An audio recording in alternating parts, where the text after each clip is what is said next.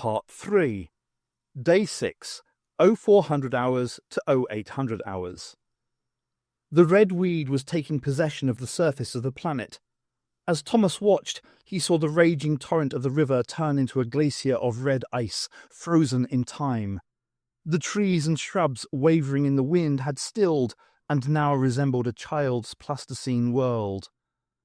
It reminded him of when he had guarded a colonial nursery after an unexpected attack by hunters had resulted in the abduction of 2 small infants. The class had seen their friends carried off to a certain death. He had looked at the children's modelling and their puzzling drawings of oversized objects, single primary colours and minute figures dwarfed by the chaotic world around them. The children didn't talk about the kidnapping, but kept glancing out of the windows and stopped trusting the adults who looked after them. The weed was only a few metres from where Elle had slept. It was now creeping over to the edge of the escarpment. Thomas looked over the marshlands, which showed no sign of impending doom. He was sure it was only a matter of time. On the final part of their walk, they had passed by numerous strange and wondrous animals, which had been frozen as they ate, slept, or strolled. There was no pain or suffering, just the overwhelming image of the Red Death. They had also seen migratory birds in the sky directly above the paralysis suddenly stop and remain suspended in the air. This fate could well await them. Military training provided androids with a range of survival skills, including the basic knowledge of how to make a shelter and a parachute. As many of the battles with the hunters were either fought on inhospitable and barren asteroids or in the upper atmospheres of colonial planets, both pieces of knowledge were essential for survival. He had adapted the parachute design to produce a homemade hand glider. Gliders were regularly used by androids in battles with hunters. However, the gliders were usually fitted with a range of kill weapons to give the android the extra edge. This glider looked sturdy enough, but he couldn't be certain that it would return to the ground safely. He had prized apart various parts of the forest around them to build the glider. The artificial trees were constructed from metal and hard plastic. With his superhuman strength, he had bent the materials into the necessary shape. To produce a sail, he had ripped apart his military uniform. Elle looked with horror at the makeshift glider. She didn't like flying. Thomas said that he was going, and if she wished to remain behind, then that was up to her. "You're all I've got," she said, resigning herself to fate. The glider wasn't built for 2. He strapped Elle in. He would cling onto the craft and try to steer it. He ran off the cliff and leapt into the air. The weight of the glider and the woman slowed him down, but he could feel the warm air currents. The glider rose up into the atmosphere. Elle screamed. The skies around them were dark and oppressive. He closed his mind for a silent prayer, but his thoughts kept returning to the danger that he and the woman now faced. He looked again at the woman. She was clinging desperately to the hand glider. The glider circled the escarpment and was carried with the warm air currents into the upper atmosphere. Elle was in the wrong place, and he felt sorry for her. His mind was still trying to work out the puzzle she had set him. She had asked him about the planet. Why were some of the objects around them fake? Some of the trees, the vegetation, and the animals were mechanical creations of Mirage Enterprises. He could sense the form manipulator working to disguise the real world around him. He must place his trust in the prime mover. This was not the time for prayer. He could not concentrate. He nudged Elle. She opened her eyes and cursed him for disturbing her silent thoughts. He was in pursuit of the shape-changer. As the only android left, the success of the mission was down to him. Elle looked from the glider to the escarpment. "I'm not sure I can manage this." He didn't need to see the look on her face. Her body was trembling with fear. After the death of her husband and surviving the destruction of her only means home, the woman had difficulties keeping up with him. If they had climbed down the side of the escarpment, he had no doubt that she would not have made it. Sometimes she seemed a little too useless. She screamed again. She had seen something. Thomas had thought at first that it was a shadow, but now he was certain. There was a hunter in the skies with them. He could hear the wings cracking like whips beating the air. He couldn't turn round. "Look!" he shouted to her. "The entire escarpment is covered with the red weed." As she looked down, he felt a tug at the upper sail and saw a flash of a wing. It had come in for the attack. A face suddenly lunged at him, its teeth bared. He heard a loud tear. The sail had been bitten in two. The hunter's razor-sharp teeth now turned their attention to him. He felt the incisors sink into his arm. He pulled on the simple steering mechanism, and the glider turned in the air. The hunter had been left behind. The flapping remained in the distance. They had escaped. Suddenly, the air currents grabbed the craft. With the torn sail, he was powerless to regain control of the glider. He felt the glider pulled towards the plane. They were tossed and turned upside down. The earth rushed towards them. He pulled the controls to direct the glider back into the atmosphere. His strength could do nothing against the tempest throwing them out of the heavens. Elle was screaming again. The ground loomed, and certain death faced them in a matter of seconds. The dark castle was forbidding, standing alone and mysterious on the marshy plain.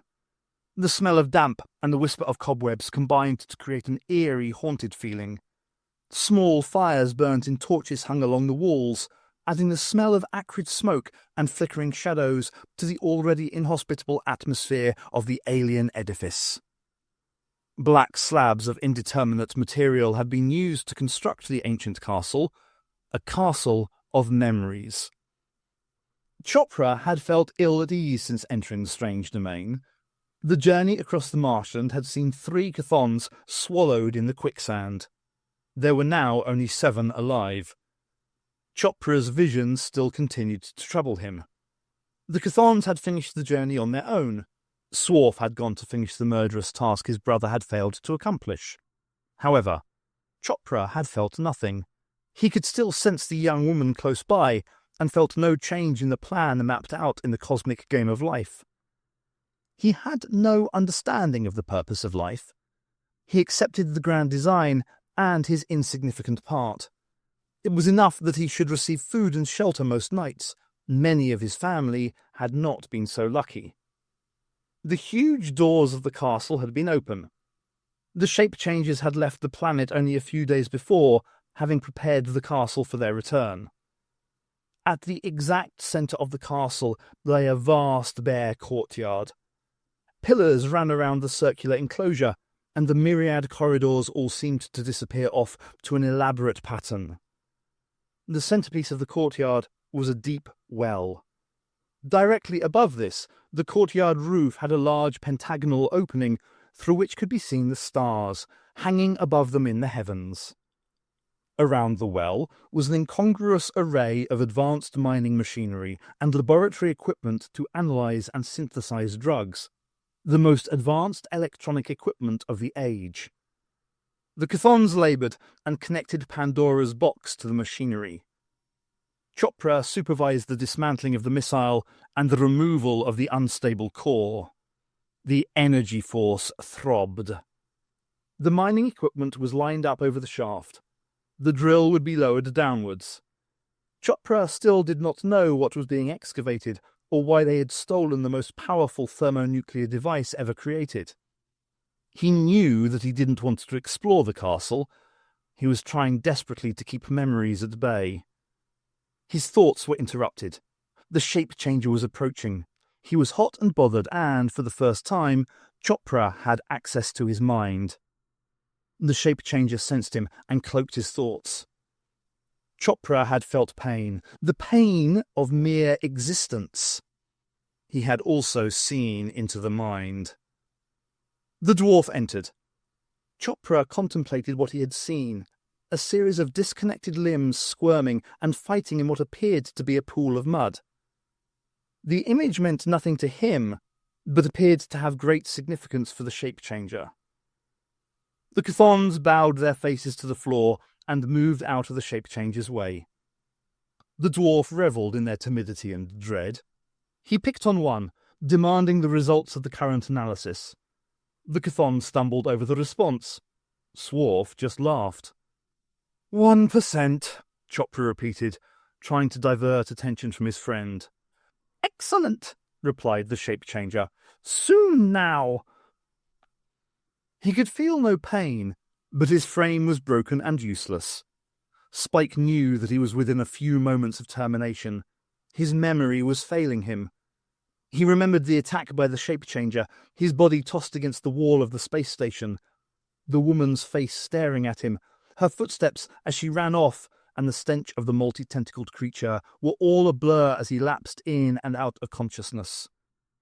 His vision was impaired, with his sight deteriorating to monochrome out-of-focus images, and then a series of dots and hiss. He wondered if he could hear any more. His last moments. He retched, and bile from his stomach poured from his open mouth. He couldn't close his eyes. But it didn't matter anymore. And then he sensed someone or something standing next to him. He felt a warmth. He could turn his head, and he could see. It looked like a white light. But there was a figure standing there. It was the Prime Mover. He smiled, and everything faded away. The ground had rushed up before them, but they had survived. Thomas groaned. He had taken the full force of the fall, but had managed to control the descent well enough to make a controlled crash landing. He felt proud of himself. The only damage was a sprained leg. He had managed to fight on with worse injuries. Elle had scraped her shins, and there was a nasty wound dispensing blood over the marsh. There was a smell of methane, and his sensory equipment indicated an overabundance of hydrogen and nitrous monoxide. The air was breathable for his travelling companion, but would cause problems if it was necessary to run. Marshlands swept towards the horizon for kilometres, interrupted by the castle in the distance and, a little closer, the remains of a space station. The brown, muddy plain had sparse vegetation, most of which appeared to have been burnt away in a centuries-old holocaust, which had dried out and cracked most of the mud. Thomas suspected this was caused by the fuel rods from the space station exploding on impact with the surface. Elle was quiet. She found the marching pace tiring, and her clothes would not be recommended for military training, but she rarely complained. Night would be falling soon on the planet. He looked at Elle and her muddy face. He smiled, but his thoughts were elsewhere, as he still couldn't understand why the Academy would send anyone down to this Class D planet. Why was Elle's husband authorized to come to this place to carry out tests on the atmosphere and water? More puzzling was why the Justice Police had not been informed.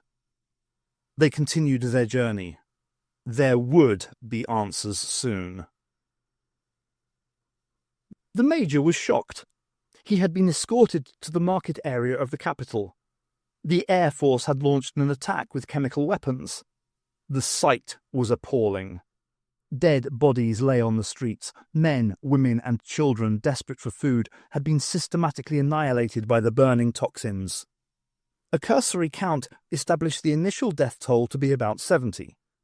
So far, another 230 had been taken to the nearest hospital, although few were expected to survive the next 24 hours. Screams and desperate cries for help filled the streets. The crawling and wriggling carcasses had been the innocent victims of the chaos taking possession of their world. He stood powerless. He couldn't do anything to help them. He had come to find out more about the antique dealer, but there were no shops anymore. They had been looted and torched. Fires were burning over a third of the city. He couldn't find the answer to the girl's death. He realized that he didn't know her name. She wasn't a person, just a victim, a statistic. He felt the pain of her parents. The form manipulator was at work, trying to conceal and sow the seeds of discontent. Carlson remembered the passage in the book which talked about the form manipulator trying to break down the power of love. "Evil cannot exist where there is love," said the book, "and this universe is the battleground." Who knows why certain people are called up to join the Prime Mover? It must be part of a plan. People don't just die. The book tells of a purpose, but one unknowable to ordinary people.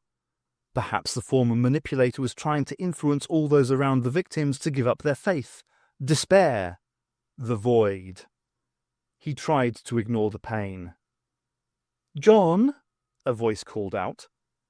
He turned to smile. It was involuntary. He could hear his wife. "I love you," she said. He couldn't see her. Around him, the volunteer nurses and doctors were tending the sick and the dying, but he couldn't see her. "Melanie!" he shouted. He walked over to one of the nurses. Had she seen Melanie Carlson? The woman shook her head. She'd been out with an earlier crew. She hadn't come out with them. She was wrong. He'd heard her talk to him. He carried on walking through the bodies, looking at the nurses. She wasn't there. He must be hearing things. "John!" He heard it again, but louder, clearer. "Melanie!" he shouted back. "Love you," said the voice. I know, he shouted. And then he saw her. She lay on the floor where she'd fallen in the gas attack. Her face and hands were blistered. She wasn't moving. He was glad about that. She wouldn't have suffered too much. He knelt down and held her hand. "Don't do that, you'll burn yourself," barked a nurse. Go away, he shouted back. The nurse shuffled away. He put his arms around his wife and held her face to his. "I love you," he said.